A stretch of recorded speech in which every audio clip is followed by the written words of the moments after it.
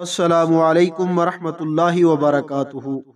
امید کرتا ہوں آپ سب بخیریت ہوں گے۔ چلتے ہیں آج کے عنوان کی طرف۔ آج کی ویڈیو کا عنوان ہے یہودیوں کی جلا وطنی۔ ہجرت کے بعد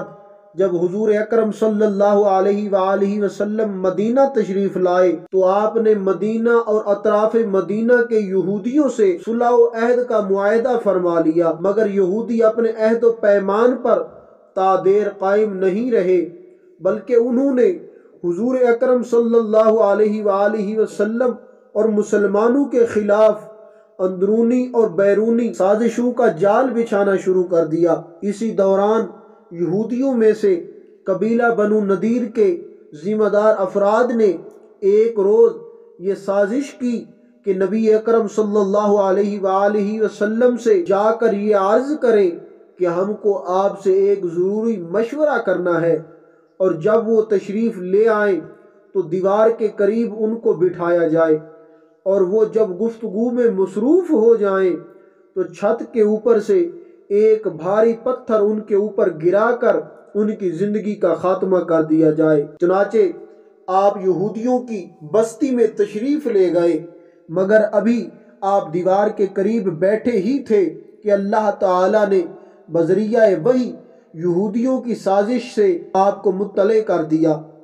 اس لیے آپ خاموشی کے ساتھ فوراً واپس تشریف لے گئے۔ اسی طرح یہودیوں کی سازش ناکام ہو گئی۔ آپ نے مدینہ پہنچ کر محمد بن مسلمہ رضی اللہ تعالی عنہ کو بھیجا کہ وہ بنو نذیر کے یہودیوں تک یہ پیغام پہنچا دیں کہ چونکہ تم لوگوں نے غداری کر کے معاہدہ توڑ ڈالا ہے، اس لیے تم لوگوں کو حکم دیا جاتا ہے کہ جہاز مقدس کی سرزمین سے جلا وطن ہو کر باہر نکل جاؤ۔ منافقین نے یہ سنا تو جمع ہو کر بنو نذیر کے پاس پہنچے اور کہنے لگے کہ تم لوگ محمد صلی اللہ علیہ وآلہ وسلم کے اس حکم کو ہرگز تسلیم نہ کرو اور یہاں سے ہرگز جلا وطن نہ ہو، ہم ہر طرح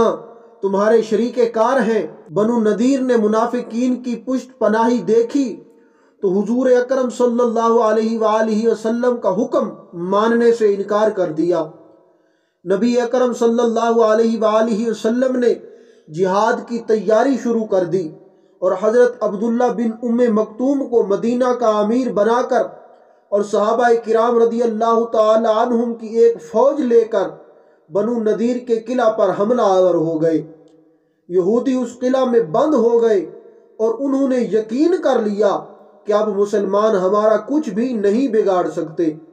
لیکن حضور صلی اللہ علیہ وآلہ وسلم نے ان کے قلعہ کا محاصرہ کر لیا اور پھر حکم دیا کہ ان کے درختوں کو کاٹ ڈالو، کیونکہ ممکن تھا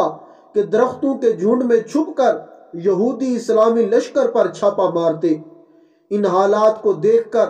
بنو نذیر کے یہودیوں پر ایسا رعب بیٹھ گیا اور اس قدر خوف طاری ہو گیا کہ وہ لرز اٹھے، اور ان کو منافقین کی طرف سے بھی بجز مایوسی اور رسوائی کے کچھ ہاتھ نہیں آیا۔ آخر کار مجبور ہو کر یہودیوں نے درخواست کی کہ ہم لوگوں کو جلا وطن ہونے کا موقع دیا جائے۔ چنانچہ ان لوگوں کو اجازت دی گئی کہ سامان جنگ کے علاوہ جس قدر سامان بھی وہ اپنے اونٹوں پر لاد کر لے جانا چاہتے ہیں لے جائیں۔ چنانچہ بنو نذیر کے یہودی 600 اونٹوں پر اپنا مال و سامان لاد کر ایک جلوس کی شکل میں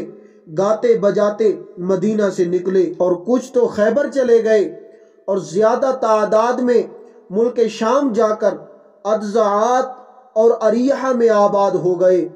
اور چلتے وقت یہودیوں نے اپنے مکان کو گرا کر برباد کر دیا تاکہ مسلمان ان مکانوں سے فائدہ نہ اٹھا سکیں۔ اللہ تعالی نے بنو نذیر کے یہودیوں کی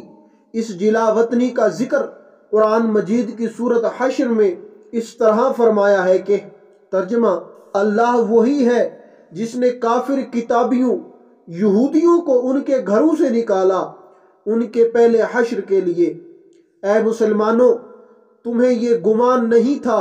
کہ وہ نکلیں گے، اور وہ یہ سمجھتے تھے کہ ان کے قلعے انہیں اللہ سے بچا لیں گے، تو اللہ کا حکم ان کے پاس آ گیا جہاں سے ان کو گمان بھی نہ تھا، اور اس نے ان کے دلوں میں خوف ڈال دیا کہ وہ اپنے گھروں کو خود اپنے ہاتھوں سے اور مسلمانوں کے ہاتھوں سے ویران کرنے لگے۔ تو عبرت لو اے نگاہ والو۔ درس ہدایت: یہودیوں کی قوم اپنی روایتی حسد و بغض اور تاریخی منافقت میں ہمیشہ سے مشہور رہے، خاص کر غداری اور بدعہدی تو ان کا قومی خاصہ ہے۔ اس کے علاوہ ان بدبختوں کا ظلم بھی ضرب المثل ہے، یہاں تک کہ ان لوگوں نے بہت سے انبیاء کرام کو قتل کر دیا، درا حال ہے کہ ان بدبختوں کو یہ اعتراف تھا کہ ہم ان کو ناحق قتل کر رہے ہیں۔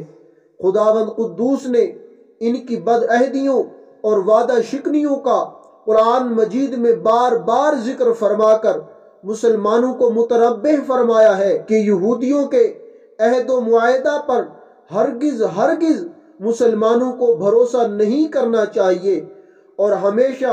ان بدبختوں کی مکاریوں سے ہوشیار رہنا چاہیے۔ اور بدعہدی اور عہد شکنی کے یہ خبیث خصائل اور بدترین شرارتوں کے گھناؤنے رذائل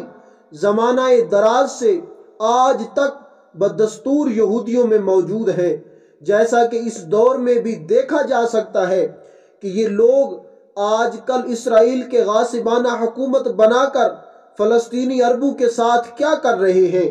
اور امریکہ کے یہودی کس طرح ان کی بدعہدیوں پر ان کی پیٹھ ٹھوک کر خود اترا رہے ہیں اور اسرائیلی حکومت کا حوصلہ بڑھا رہے ہیں۔ حالانکہ پوری دنیا اسرائیل اور امریکہ پر لعنت و ملامت کر رہی ہے، مگر ان بے ایمان بے حیاؤں کی شرم و حیا اس طرح غارت ہو چکی ہے کہ ان ظالموں کو اس کا کوئی احساس ہی نہیں ہے۔ فلسطینی عرب تو ظاہر ہے کہ امریکہ جیسی طاقت کا مقابلہ نہیں کر سکتے،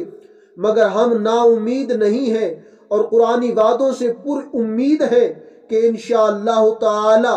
بدستور ثابت ان لوگوں کو کوئی نہ کوئی عذاب الہی تو ضرور ہلاک و برباد فرما دے گا۔ خوش رہیں اور خوشیاں بانٹتے رہیں۔ اگر آپ کو ہماری یہ ویڈیو اچھی لگی ہے تو اسے لائک، کمنٹ اور دوستوں کے ساتھ شیئر کیجئے،